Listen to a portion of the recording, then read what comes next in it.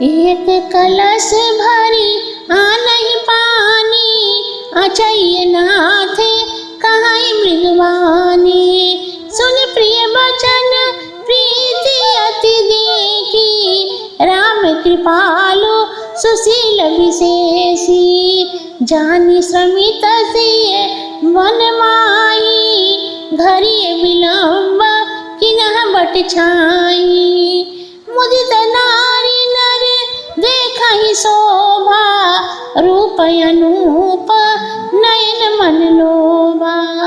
एकटक सब सोहहि चहोरा, रामचंद्र मुख चंद्र चकोरा। तरुण तमाल बरन तन सोहा, देखत कोटि मदन मन मोहा। दामिनी बरन लसन सुठनी के, नख सिख सुभग भावत जी के। मुनि पट कठिन कसित तुणीरा, सोहत कर कम लनह धनु तीरा। जटा मुकुट सीसन सुभगा, उर्भुज नयन विशाल। शरद पर्व विधु बदन बरा, लसत स्वेद कण जाल। सियावर राम चंद्र शंकर जी उमा, जय जय सीताराम हरि। मंगल भवन अमंगल हारी, द्रवहु सुदशरथ अजर बिहारी। राम सिया राम जय जय राम। कोई घड़ा भर पानी ले आकर कहते हैं कि हे नाथ जल पीजिए। उनकी अत्यंत प्रीति देख कर राम जी सीता को थकी हुई जानकर वट के छाया में घड़ी भर समय बिताए।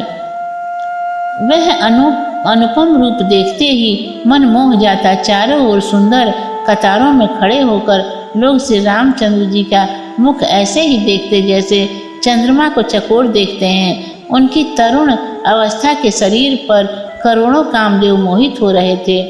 लक्ष्मण जी बिजली के समान नख से सीखा प्रयत्न बहुत ही सुंदर और जी के सुहावने हैं। मुनियों से वस्त्र कमर में तरकस कसे थे और हाथ में धनुष बाण शोभायमान था। सिर पर सुंदर सुहावनी जटा मुकुट और विशाल वृक्ष स्थल नेत्र और भुजाएं थी और शरद चंद्र के समान सुंदर मुखार बिंद पर पसीने के जल बिंदु मोती के समान शोभा दे रहे थे। बरनी न जाई मनोहर जोरी, शोभायमित मोरी मति थोरी। राम लसन सिय सुंदरताई, सब चित वही मन बुद्धि चित लाई। थके नारी नर प्रेम पियासे, मनहु मृगी मृग देखी दिया से।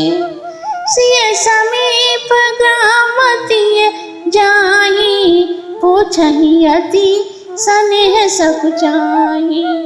बार बार सब लागहि पाए, कहीं बचन मृदु सरल सुहाए। राजकुमार विनय हम करई, तिये स्वभाव कछु पूछत डरई। स्वामिनी अभिनय क्षमव हमारी, बिलगन मानव जानी गंवारी। राजकुंवर दो सहज सलोने, इनहत लही दुति मरकत सोने। श्यामल गौर किशोर बरा, सुंदर सुखमा एन। शरद सरवरी नाथ मुखा, शरद सरोरुह नैन। सियावर राम चंद्र शंकर जी उमा, जय जय सीताराम हरि। वह मनोहर जोड़ी वर्णन करने में नहीं आ सकती, क्योंकि मेरी बुद्धि बहुत कम है। उस समय वहाँ के सब लोग लुगाई श्री राम जी लक्ष्मण और सीता जी की सुंदरता को देख देख कर रह गए। प्रेम के प्यासे सब स्त्री पुरुष चकित ही पीछे दौड़ आते थे। सीता जी के पास गांव की स्त्रियां जाती, परंतु पूछने के समय अतिशय स्नेह के कारण सकचाती हैं। सब स्त्रियां बारंबार सीता जी के चरणों में लगती और कोमल अति सुहावने वचन कहती कि हे राजकुमारी, हम आपसे विनती करते हैं, परंतु स्त्री स्वभाव से पूछती हुई कुछ डरती हूँ। हे स्वामिनी, जो अपराध हो सो क्षमा करना और हमें गंवारी जानकर हमारे कहने का बुरा न मानना। दोनों राजकुमारों की सुंदरता मरकत मणि व सोने की कांति के समान है। इतनी सुंदरता किशोर अवस्था बहुत ही सुंदर है। ये सुकमा के धाम है। शरद ऋतु के पूर्ण चंद्रमा की सदृश इनका मुख है और शरद ऋतु के कमल के सुंदर नेत्र हैं। कोटिस मनोज लजावती हारे, सुमुख कहाओं को आहि तुम्हारे। सुनी स्नेह मय मंजुल वाणी, सकुच सिए मन मह मुस्कानी। तिनह बिलोकत धरनी, दो सकोच सकु क्षति बार बारनी। सकुच सप्रेम बाल मृग नयनी, बोली मधुर बचन पिक बैनी। सहज स्वभाव सुभग तन गोरी, नाम लसण लघु देवर मोरे। बहुरी बदन विधु अंचल ढाकी, पिए तन चिताई भोह करी बाकी। खंजन मंजू तिरछे नयननी, निज पति कहे तिनहि सिय सैननी। भई मुदित सब ग्राम बबूधोटी, रंकन रतन राशि जन लूटी। अतिशय प्रेम सिय पाँव परी, बहुविधि देहि आशीष। सदा सुहागिनी रहूं तुम, जब लगी मही आशीष। सियावर रामचंद्र शंकर जी उमा, दीन दयाल बिरद संभारी। हरहु नाथ मम संकट भारी। राम सिया राम जय जय राम। इनको देखकर करोड़ों कामदेव लजा जाते हैं। सो हे सुमुखी, ये तुम्हारे कौन हैं? उन स्त्रियों की ऐसी स्नेह भरी मधुर वाणी सुन के सीता जी संकोच के कारण मन ही मन मुस्कुरा रही थी। सीता जी उन स्त्रियों की ओर देख फिर पृथ्वी की ओर देखने लगी। संकोच से सकजा गई। फिर वह हिरण के बच्चों के समान चित्र वाली पिकवैनी सीता मधुर वाणी के साथ बोली, और जो सहज स्वभाव से सुंदर गौर शरीर हैं, इनका लक्ष्मण नाम है। ये मेरे छोटे देवर हैं। फिर अपना चंद्रमुख अंचल की ओट से छिपा अपने प्रियतम राम की ओर देखने लगी। इशारे से अपने पति को जता दिया। सीता जी की इस चतुराई को देख गांव की सब स्त्रियां बहुत प्रसन्न हुई, मानो दरिद्रों ने रत्नों का ढेर लूट लिया हो।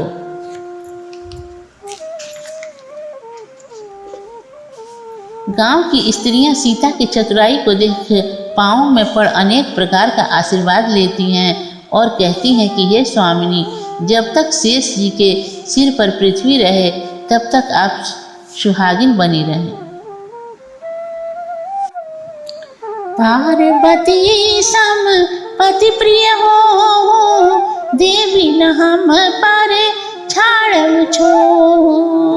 पुनि पुनि बिनाय करहि कर जोरी, जो यही मार्ग फिरिय बोरी। दर्शन देवी जानी निज दासी, लगी सिए सब प्रेम पियासी।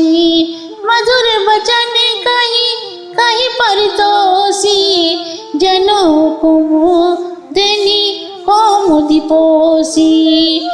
सब ही लसन रघु बर रुख जानी, पूछे हूँ मगुलो गन मृदवानी। सुनत नारी नर भये दुखारी, पुलकित अंग विलोचन बारी। मीठा मोद मन भये मलिने, विधि निधि दीना लेत जनु छीने। समुचि कर्म गति धीरज कीना, सोधि सुगम मगु तिन कहि दीना। लसन जानकी सहित बना, गमन किन्ह रघुनाथ। फेरे सब प्रिय बचन कही, लिए लाई मन साथ। सियावर रामचंद्र शंकर जी उमा, जय जय सीता राम जी हरि। दीन दयाल बिरद सम भारी, हरहु नाथ मम संकट भारी। राम सिया राम जय जय राम। आप पार्वती के समान पति को प्रिय हो में, हे देवी हम पर छोह न छोड़िएगा। फिर हाथ जोड़कर विनती करती हैं कि हे देवी यदि आप फिर इस मार्ग से आवें तो हमें अपनी दासी जानकर अवश्य दर्शन देना। ऐसा वचन सुन सबको प्रेम की प्यासी जान सीता जी ने मधुर वचन कहकर सबको ऐसे प्रसन्न किया कि मानो चांदनी रात्रि को पाकर कमलिनी खिल गई हो। उस समय लक्ष्मण जी ने प्रभु का रुख जानकर लोगों से कोमल वाणी द्वारा मार्ग पूछा। प्रभु के जाने का विचार जान लोग दुखी हो नेत्रों में जल भर लाए। सबका मन मलिन हो गया, मानो विधाता ने निधि देकर छीन लिया है। फिर कर्म की गति समझकर मन में धैर्य किया और अच्छा मार्ग शोधकर प्रभु से कह दिया। तब लक्ष्मण और सीता के साथ प्रभु ने वन को प्रस्थान किया। प्रभु उनके मन को तो अपने साथ ले लिए और लोगों को प्रिय वचन कहकर लौटा दिए। फिरत नारी नर अति पछताई, देवहि दोष देहि मन माई। सहित विषाद परस्पर काई, विधि कर तब सब उल्टे आई। निपट निरंकुश निठुर निशंको, जेहि शशि कीन्ह सरुण संकलंको। रूख कल्पतरु सागर खारा, तेहि पठई बन राजकुमारा। जो पेई नाई दिनह बनवासु, किन्ह आदि विधि भोग बिलासु। ये बिचरहि मगु बिन पद आना, रचे बादी विधि बाहन नाना। ये मही फपराई दासी कुल पाता, सुभग सेज कत सृजत विधाता। तरवर बास इन्हीं विधि दीन्हा, धवल धाम रचि पचि श्रम कीन्हा। जो ये मुनिपट धरि जटिला, सुंदर सुटि सुकुमार। विविध भांति भूषण बसना, बाद किए करतार। सियावर राम चंद्र शंकर जी उमा, जय जय सीता राम जी हरि। दीन दयाल बिरद संभारी, हरहु नाथ मम संकट भारी। राम सिया राम जय जय राम। पीछे लौटते हुए नर नारी बहुत पछताते हैं और मन ही मन देव की दोष लगाते हैं। सब लोग विषाद के साथ आपस में कहते हैं, अह विधाता के साथ कर्तव्य उल्टे हैं। हाय विधाता बड़ा निष्ठुर है कि जिसने चंद्रमा की रोगी और कलंक सहित किया है जिसने रुख को कल्प वृक्ष और समुद्र को खारा किया, उसी ने इन राजकुमारों को वन में भेजा है।